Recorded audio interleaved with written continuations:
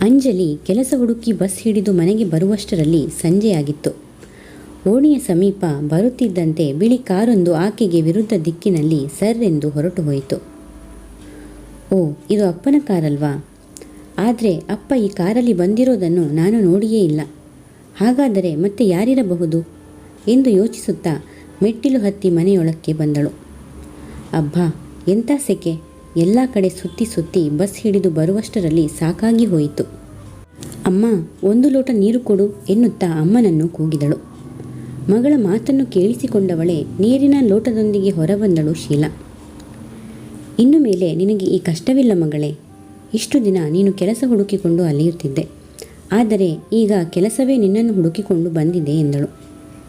ನೀರನ್ನು ಕುಡಿಯುತ್ತಿದ್ದ ಅಂಜಲಿಗೆ ಅಮ್ಮನ ಮಾತು ಕೇಳಿ ತಕ್ಷಣ ಕೆಮ್ಮು ಬಂದಂತಾಯಿತು. ಏನು ಹೇಳ್ತಿದೀಯಮ್ಮ? ಕೆಲಸನಾ? ಏನು ಕೆಲಸ? ಯಾರು ಹೇಳಿದರು? ಎಷ್ಟು ಸಂಬಳ ಎಂದು ಒಮ್ಮೆಲೆ ಕೇಳತೊಡಗಿದಳು. ಅಪ್ಪ ಬಂದಿದ್ರು, ಈಗಷ್ಟೇ ಇಲ್ಲಿಂದ ಹೊರಟರು. ನಿನಗೆ ಸಿಗಲಿಲ್ಲವೇ? ಕಾರನ್ನು ನೋಡಿದೆ, ಆದರೆ ಅಪ್ಪನ ಕಾರಲ್ಲ ಎಂದುಕೊಂಡೆ. ನಾನು ಎದುರು ಬರುವಷ್ಟರಲ್ಲಿ ಅವರು ಹೊರಟು ಬಿಟ್ಟಿದ್ದರು. ನನ್ನನ್ನು ಗಮನಿಸಲಿಲ್ಲ ಎಂದಳು. ಹೋಗಲಿ ಬಿಡು, ಈ ಕೆಲಸದ ಬಗ್ಗೆ ಅವರೇ ತಿಳಿಸಿದ್ದು. ಅವರ ಕಂಪನಿಯಲ್ಲಿ ಕೆಲಸ ಖಾಲಿ ಇದೆಯಂತೆ. ನಾಳೆ ಈ ಅಂಜಲಿಗೆ ಆಫೀಸ್ಗೆ ಹೋಗಲು ಹೇಳು, ನಾನು ಮಾತಾಡ್ತೀನಿ ಎಂದರು. ಅಂಜಲಿ ಏನನ್ನೋ ಯೋಚಿಸುತ್ತಾ, ಅಮ್ಮ, ಆದರೂ ಅಪ್ಪನ ಬಳಿ ಕೇಳಬಾರದಿತ್ತೇನೋ ಎಂದಳು.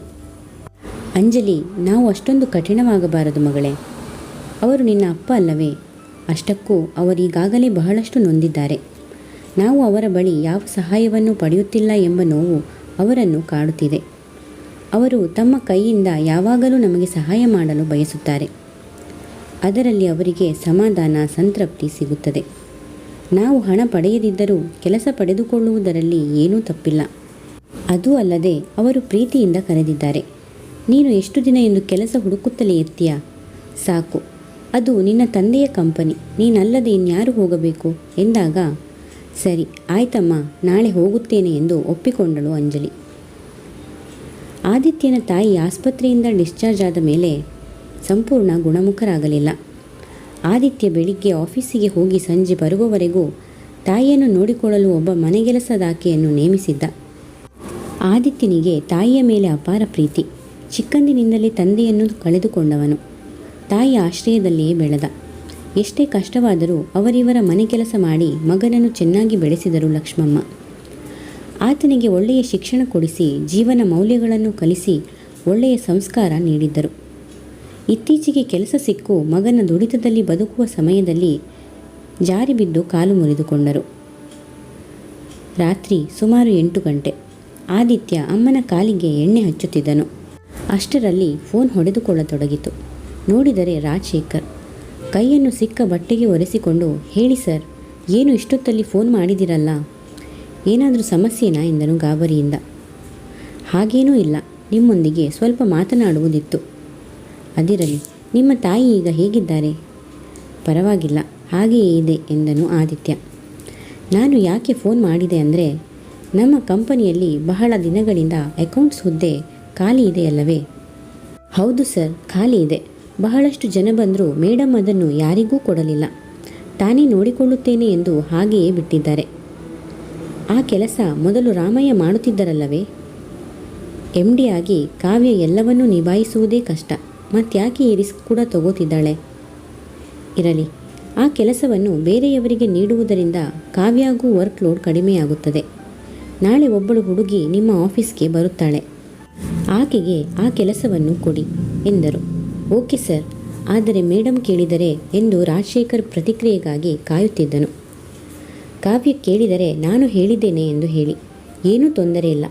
ಆ ಹುಡುಗಿಗೆ ಸ್ವಲ್ಪ ಅನುಭವ ಕಮ್ಮಿ, ನೀವೇ ಹೇಳಿಕೊಡಿ. ಸ್ವಲ್ಪ ಎಕ್ಸ್ಪೀರಿಯನ್ಸ್ ಆದರೆ ಚೆನ್ನಾಗಿ ನಿಭಾಯಿಸುತ್ತಾಳೆ. ಓಕೆ ಸರ್, ನೀವು ಹೇಳಿದ ಹಾಗೆ ಆಗಲಿ ಎಂದನು. ಮರುದಿನ ಬೆಳಿಗ್ಗೆ 10 ಗಂಟೆಗೆ ಅಂಜಲಿ ಆಫೀಸ್ ಮುಂದೆ ಬಂದಿಳಿದಳು. ಆಟೋದವನ ಬಳಿ ಅಡ್ರೆಸ್ ಹೇಳಿದ್ದರಿಂದ ಆಫೀಸ್ ಹುಡುಕುವುದು ಕಷ್ಟವೇನೂ ಆಗಲಿಲ್ಲ. ಬೆಳಿಗ್ಗೆ 9:15 ಗಂಟೆಗೆ ಆಫೀಸ್ ಓಪನ್ ಆಗುವುದರಿಂದ ಹೊರಗೆ ಅಷ್ಟಾಗಿ ಯಾರೂ ಕಾಣಿಸಲಿಲ್ಲ. ಗೇಟ್ ಒಳಗಡೆ ಆಟೋವನ್ನು ಬಿಡದೇ ಇದ್ದುದರಿಂದ ಅಂಜಲಿ ಗೇಟ್ ಹೊರಗೆ ಇಳಿದುಕೊಂಡಳು. ಗೇಟ್ ಬಳಿ ಬರುತ್ತಿದ್ದಂತೆ ಸೆಕ್ಯೂರಿಟಿ ಗಾರ್ಡ್ ಆಕೆಯನ್ನು ತಡೆದ. ರಾಜಶೇಖರ್ ಹೆಸರು ಹೇಳುತ್ತಿದ್ದಂತೆ ಒಳಬಿಟ್ಟನು. ತಂದೆಯ ಆಫೀಸ್ ಆದರೂ ಅಂಜಲಿಗೆ ಒಳಗೊಳಗೆ ಒಂದು ರೀತಿಯ ಅಳುಕು. ಇದು ಅಂಜಲಿಯ ಮೊದಲ ಕೆಲಸವಾಗಿತ್ತು. ಹೇಗಿರಬೇಕು, ಏನು ಮಾಡಬೇಕು ಎಂದು ತಿಳಿಯದೆ ಗೊಂದಲಕ್ಕೊಳಗಾಗಿದ್ದಳು. ಒಳಬಂದು ಅಲ್ಲೇ ಕುಳಿತಿದ್ದ ಸ್ಟಾಫ್ ಬಳಿ ಕೆಲಸದ ಬಗ್ಗೆ ವಿಚಾರಿಸಿದಳು. ಆಕೆ ಹೇಳಿದ್ದನ್ನು ಕೇಳಿ ಅವರು ಮುಖ ನೋಡಿಕೊಂಡರು. ಅವರಿಗೆ ಆಶ್ಚರ್ಯವಾಯಿತು, ಯಾವ ಕೆಲಸದ ಬಗ್ಗೆ ಈಕೆ ಹೇಳುತ್ತಿದ್ದಾಳೆ ಎಂದು. ಅವರಿಗೆ ತಿಳಿದಂತೆ ಆಫೀಸ್ನಲ್ಲಿ ಯಾವುದೇ ಕೆಲಸ ಖಾಲಿ ಇರಲಿಲ್ಲ. ನೀವು ಕುಳಿತುಕೊಳ್ಳಿ ಎನ್ನುತ್ತಾ ಮ್ಯಾನೇಜರ್ ಆದಿತ್ಯಗೆ ಫೋನ್ ಮಾಡಿದರು.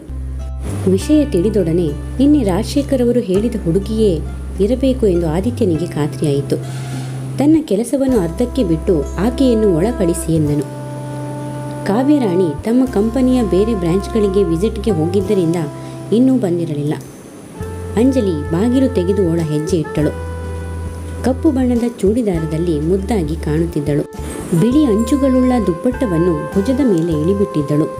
ಕುತೂಹಲದಿಂದ ಒಳ ನೋಡುತ್ತಿದ್ದ ಅವಳ ಕಣ್ಣುಗಳಿಗೆ ಅಡ್ಡ ಬರುತ್ತಿದ್ದ ಮುಂಗುರುಳನ್ನು ಸರಿಸಿ ಕಿವಿ ಹಿಂದಿಡುತ್ತಾ ಒಳ ಬರಬಹುದೇ ಎಂದಳು. ಪ್ಲೀಸ್ ಕಮ್ ಎಂದನು ಆದಿತ್ಯ. ತನ್ನ ಕೈಲಿದ್ದ ಫೈಲನ್ನು ಮುಂದಿಟ್ಟು ಕುರ್ಚಿಯಲ್ಲಿ ಕುಳಿತು ಏನೋ ಹೇಳಲು ಬಾಯಿ ತೆರೆದಳು. ಅಷ್ಟರಲ್ಲಿ ಇಟ್ಸ್ ಓಕೆ ಬಾಸ್, ಎಲ್ಲ ಹೇಳಿದ್ದಾರೆ. ನಿಮಗೆ ಅಕೌಂಟ್ಸ್ ನೋಡಿಕೊಳ್ಳುವ ಕೆಲಸ ತುಂಬ ಜವಾಬ್ದಾರಿಯುತವಾದದ್ದು. ಇಷ್ಟು ದಿನ ಈ ಪೋಸ್ಟ್ ಖಾಲಿ ಇತ್ತು. ಯು ಆರ್ ವೆರಿ ಲಕ್ಕಿ, ನಿಮಗೆ ಈ ಕೆಲಸ ಸಿಕ್ಕಿದೆ. ಬನ್ನಿ, ನಿಮ್ಮ ಪ್ಲೇಸ್ ತೋರಿಸ್ತೀನಿ ಎಂದು ಕರೆದೊಯ್ದನು. ಕಥೆ ಮುಂದುವರಿಯುವುದು.